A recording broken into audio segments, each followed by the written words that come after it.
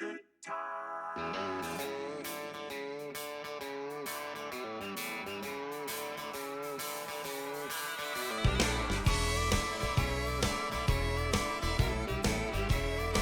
going on, guys? Tyson Anderson. Lester Hammer down. Listen, guys, we out here with the man today. What's the man? Walking the man today. Yeah, I've been working all week and I'm tired and I don't want to sleep and I want to have fun. It's time for a good time. Here, guys. We out here at my buddy's, the place we run all the time. His house is over there. We're about to go out here and see if we can't get old rabbit up. Stay tuned. Whew. Almost forgot to add this, guys. The March 2024 edition or issue of Hounds and Hunting. Make sure you guys go over there and grab y'all subscription. Pete has now been featured in the magazine and will be in there every month for the next year at stud. Congratulations to field champion Mo River Sandbag and Mr. Brett Griffin and Mr. David Sawyer.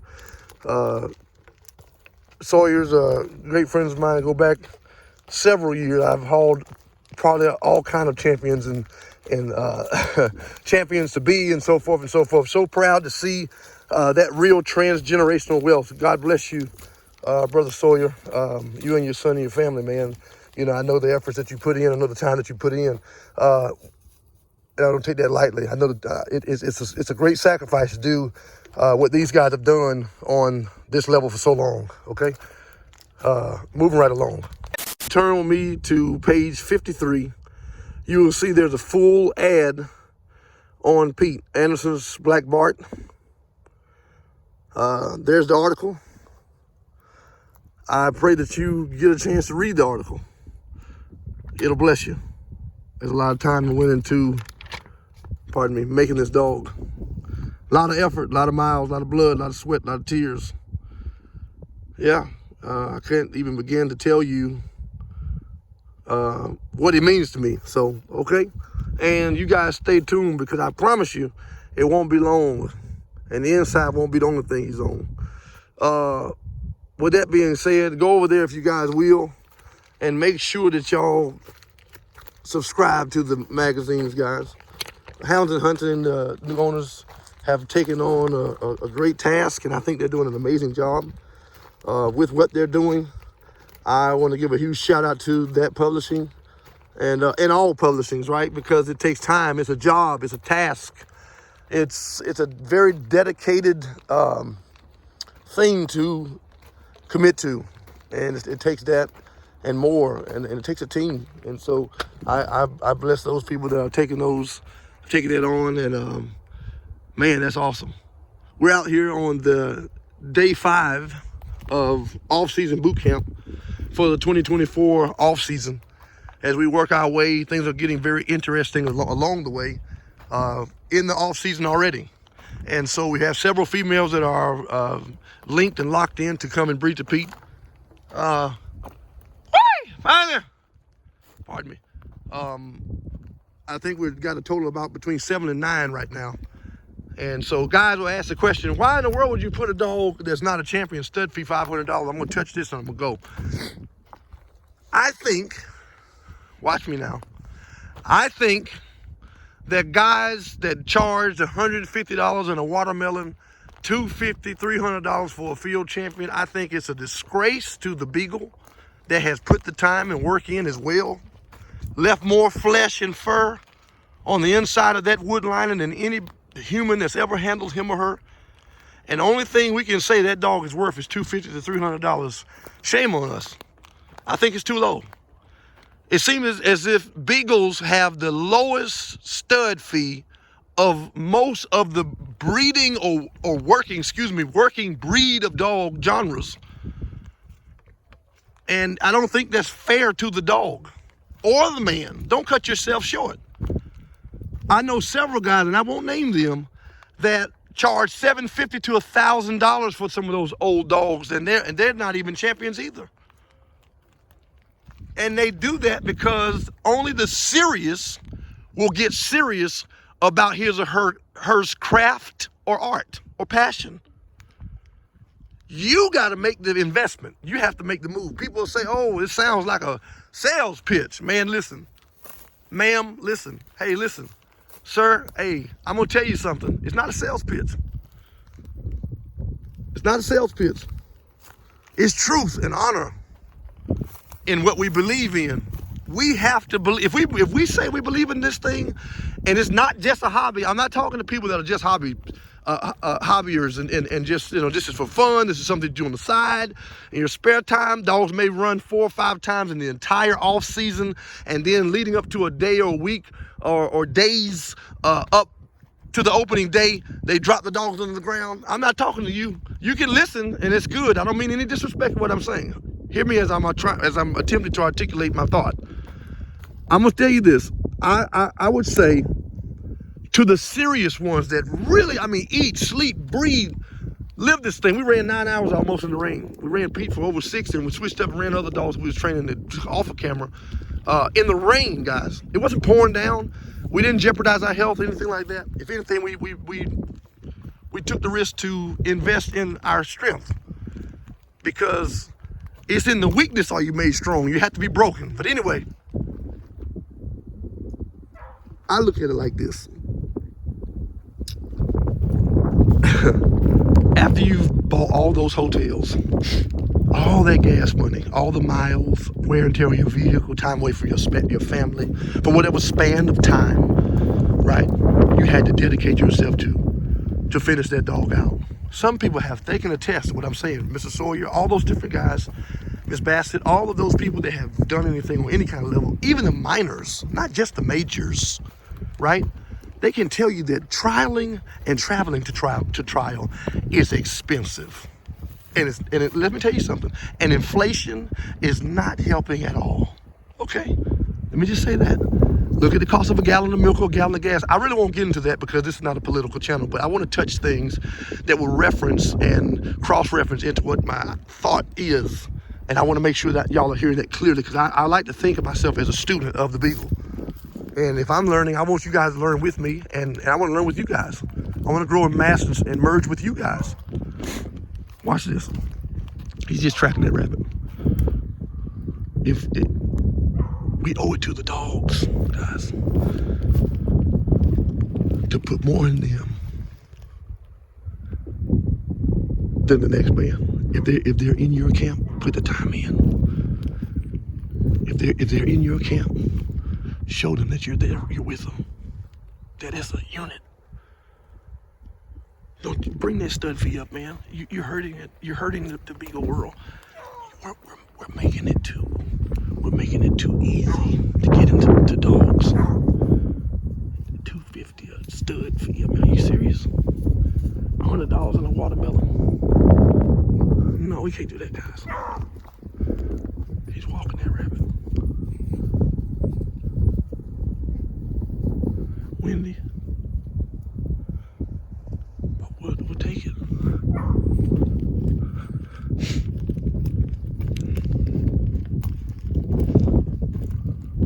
Bring that stuff here, guys. Think more of the dogs than $200. Think more of yourself and your time more than $250 and $300, man. I can't even begin to tell you what it takes to make an international field champion. If you pay a guy to handle your dog, you're talking $200 to $300. This is for professionals or young people that want to be professionals. If you're talking about sending your dog somewhere, it costs you $200 to $300 a month just to keep that dog there. That's an average price. I don't even know what the numbers are now, but that's 15, 20 years ago. $200, $300 to train your dog. Go to these big kinds and up north and all that stuff and send them your dog and see what it costs you a month to train them. You know what I mean? If that be the case, how dare we charge $200, $300 for somebody to breed to the dog we put the time and work into to get to this level, and others that you've had to pay to put hands to the plow to get this dog finished, because it takes a village. No one man is going to dance to the beat of his own drum. It takes a village, guys. I'm telling you, you don't have to believe what I'm saying, but it's the truth. And on this channel, we will dedicate our time to the passion. We will dedicate our tears, our blood, our sweat, right? Sweat equity. We will dedicate that to the dogs if we're serious. That's what this channel was created for.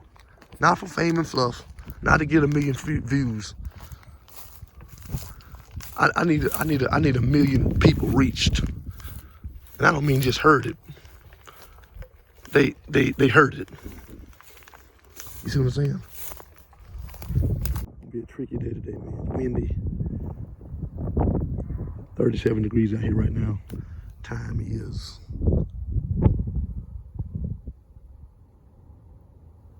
8:54.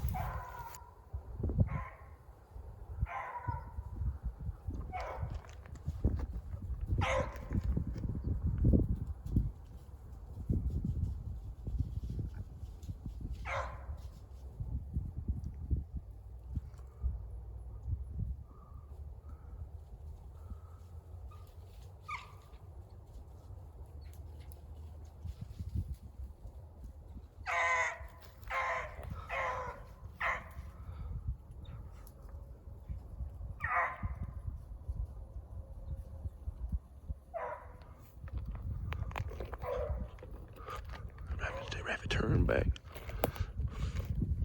First rabbit of the morning, guys. Pete hadn't ran in 3 days. 4 days on, 3 days off. Right now is the regimen, but we're running 8 hours.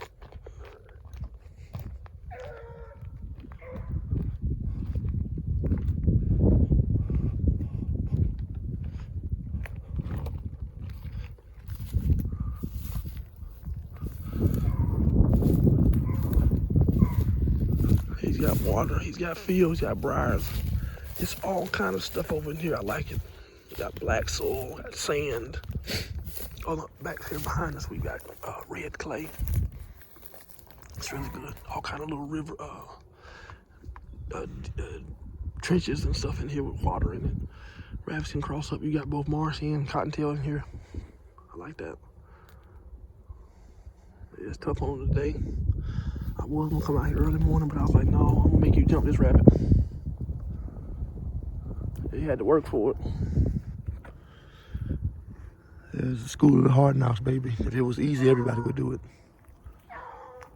Work it out. See, I'm making him have to check up because the conditions aren't there.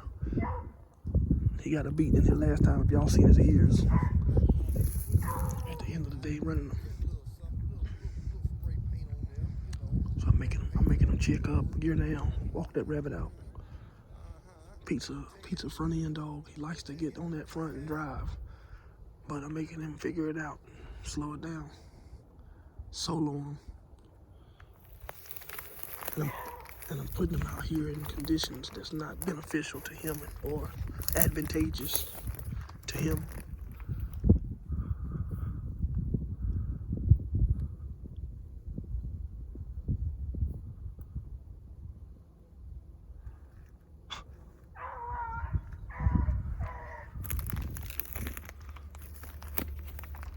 Touch and go.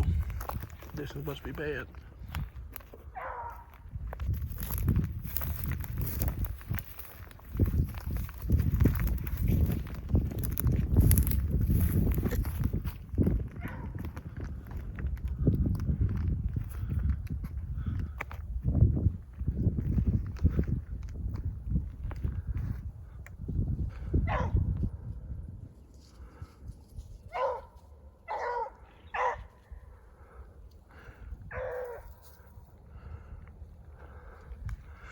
God's country, guys. Lord have mercy. Standing on the mountaintop. This must be how Moses felt.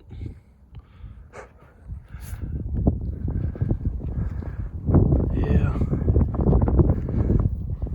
The journey is all about perception, guys. We gotta learn how to live and get living down pat. Dying is easy.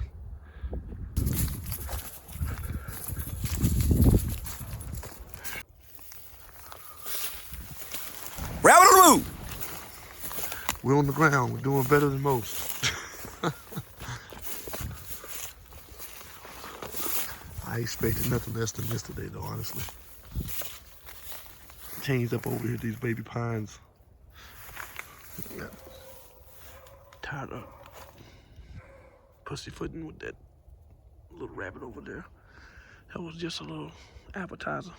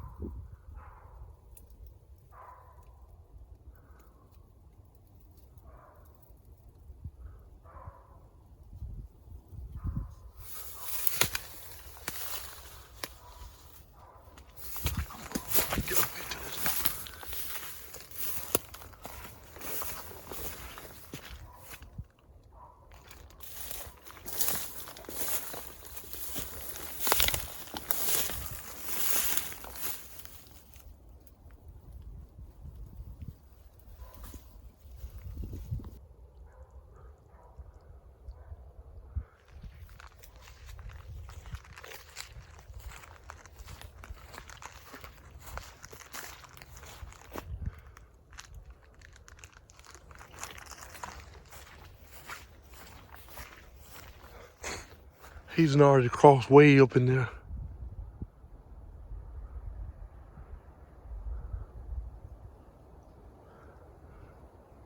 Must hit that water or something.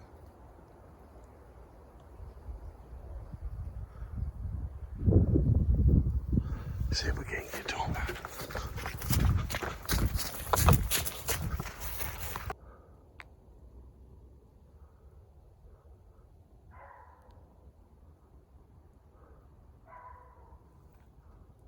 Speed walking it.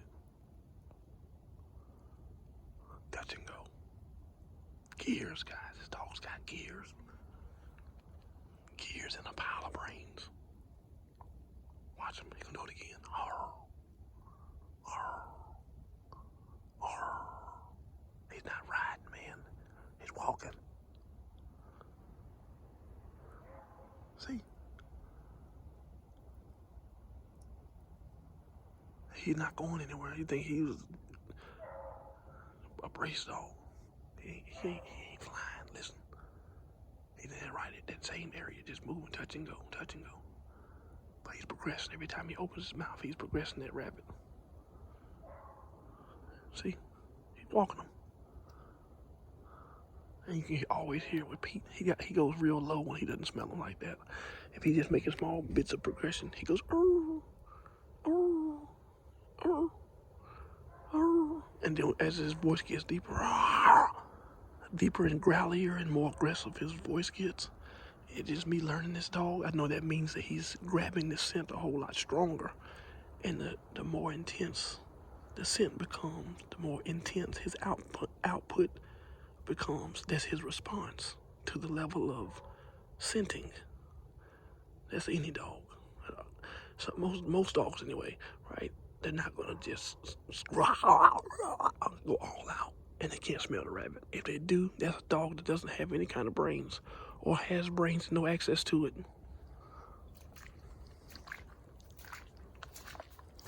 That dog's body language, that dog's pitch, tone, everything should be able to tell you how he's able to run that rabbit. Be it good or bad, whatever the scale, wherever it falls. That dog should be able to tell you that. And you, as a handler and a developer and trainer, guess what? You ought to be able to pick up on it. If you can't, you're going to fail that dog. You need to go ahead and get rid of it if you're serious. If you're not, you just turn dogs loose and let them run all scattered and crazy and don't care. You know, hey, and you just a meat hunter 100% and don't care about nothing else or how good the dogs run if they backtrack. As long as they're not running the deer and they out there running rabbits, you don't care. Hey, I'm not talking to you.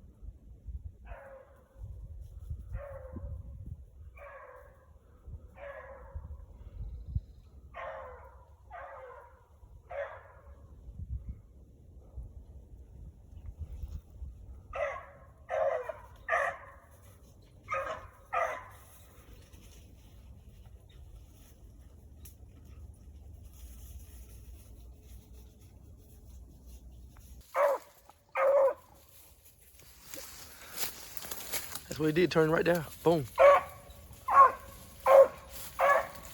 Oh, that's a nice piece of work.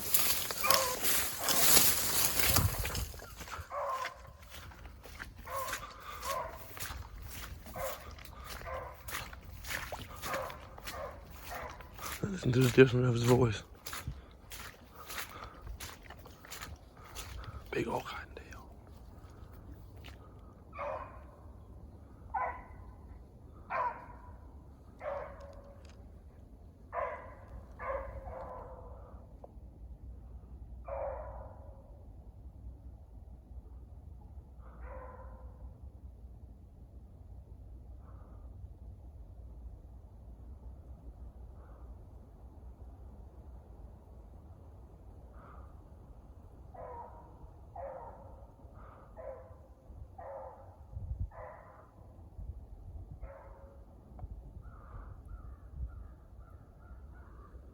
Oh, this rabbit is running tricky, guys. Good gracious, he's running tricky.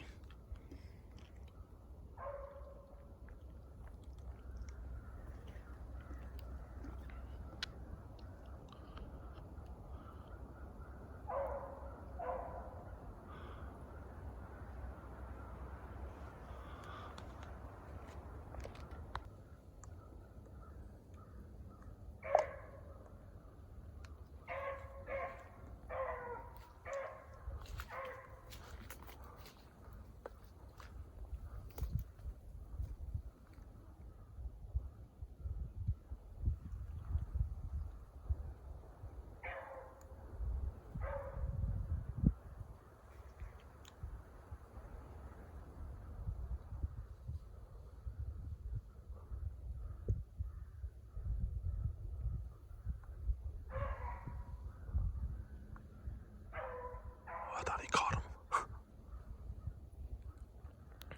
I thought it was like a fresh jump site flashlight. That hell.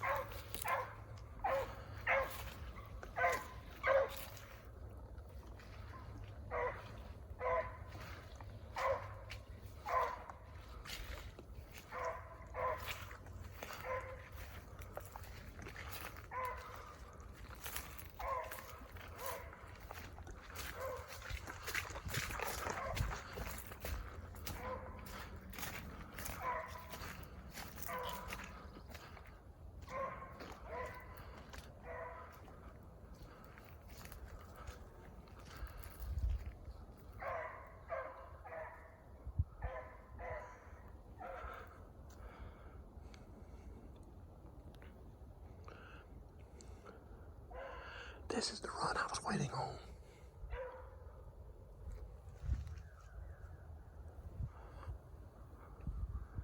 Time right now. 10:40.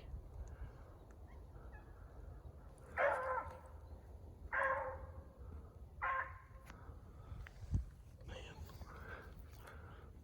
That let down wasn't even a minute.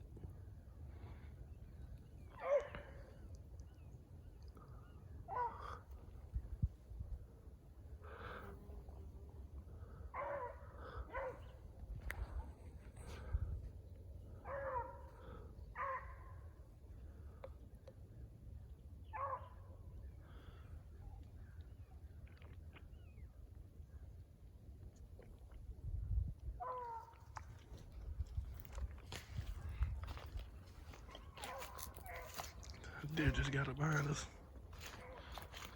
We don't worry about those. No call on this dog. He don't run nothing but a rabbit. Listen to him. See how I created him to turn his mouth loose in here?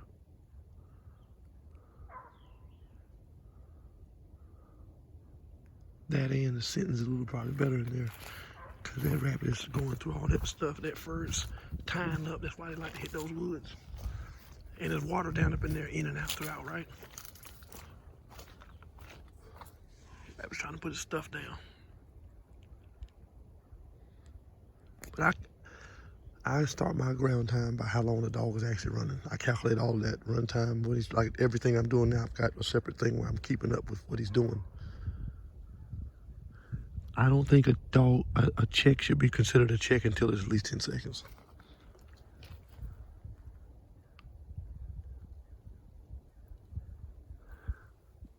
If that dog has dropped that rabbit for 10 seconds, I think that's a check. That's how I gauge my dogs. And then I count. I give them 3 minutes. That's just by my rules. I want to see what they can do. And I gauge them accordingly.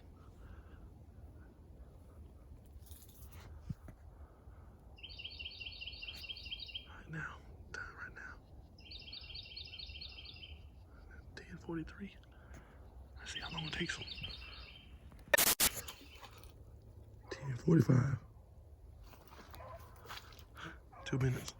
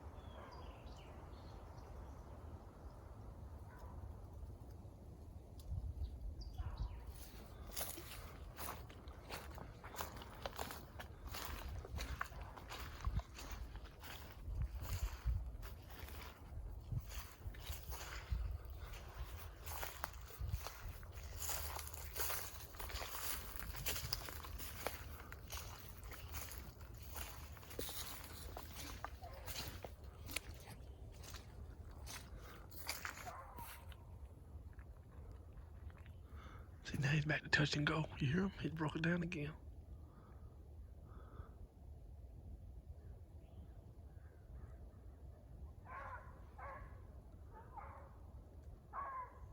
He reaches into his tool bag when he needs it. He picked up the pace right there. He's coming.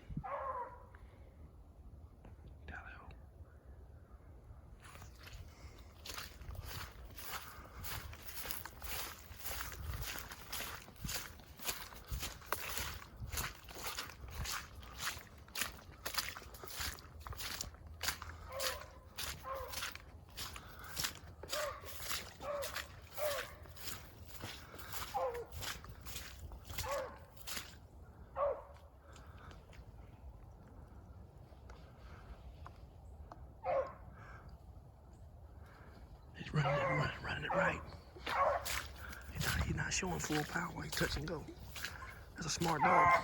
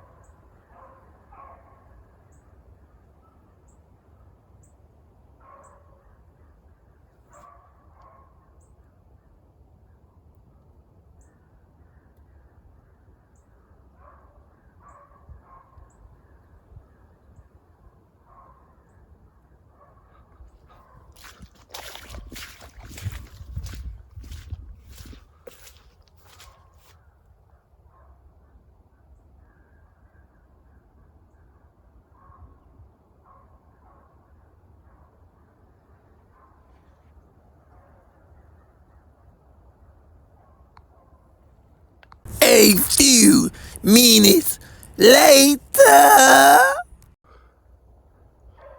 He's headed back, guys.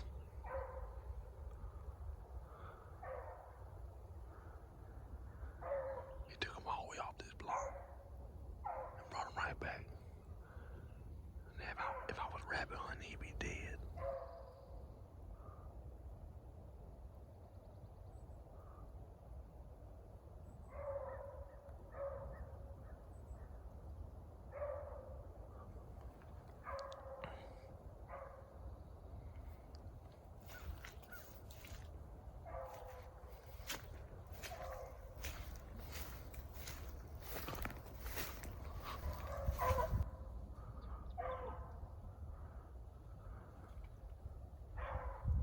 Rabbit came up all the way to right there, turned around and went back.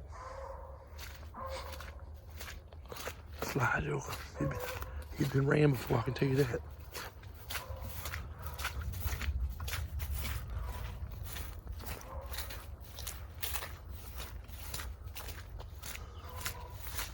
Pete dropped this rabbit right here at the top of this Y.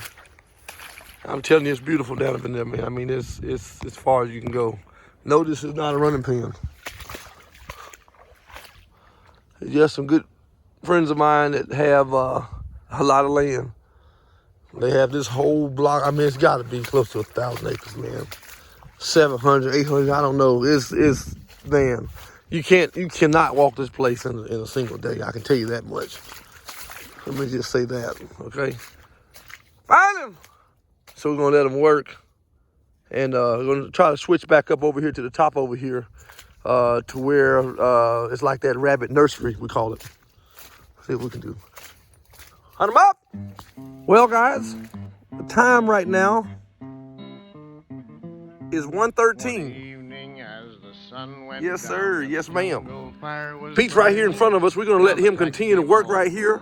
And I'm going to probably put him out here another hour and 15 minutes. So we can get an even 5 hours on the dog. We'll call it quits and go from there. Also, guys, if you guys want to go over there and subscribe to the Hounds and Hunting magazine, that is houndsandhunting.com. Go over there and get some. Drop down and hit that description bar to see the link below. Oh, can I have a piece of your cornbread?